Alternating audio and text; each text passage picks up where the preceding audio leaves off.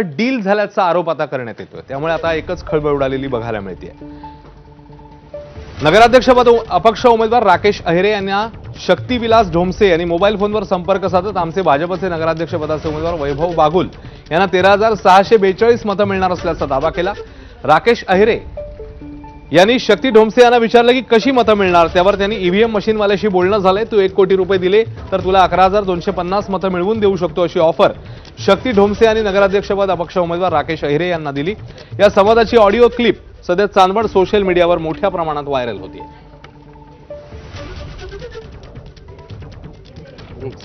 26 तारखेला 10:55 शक्ती ढोमसे नावक व्यक्तीचा मला फोन आलेला।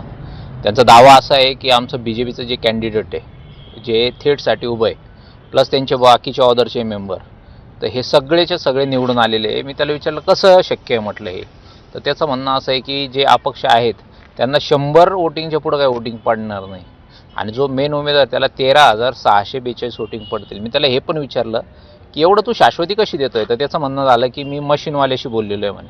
मी त्याला म्हटलं मशीनवाला म्हणजे तो म्हणतोय ईव्हीएमवाला, आणि त्याची मागणी माझ्याकडे अशी आहे की तू जर कधी मला 1 कोटी जर अमाऊंट दिली तर मी 11,15,000 वोटिंग तुझ्यासाठी मिळवून देईल।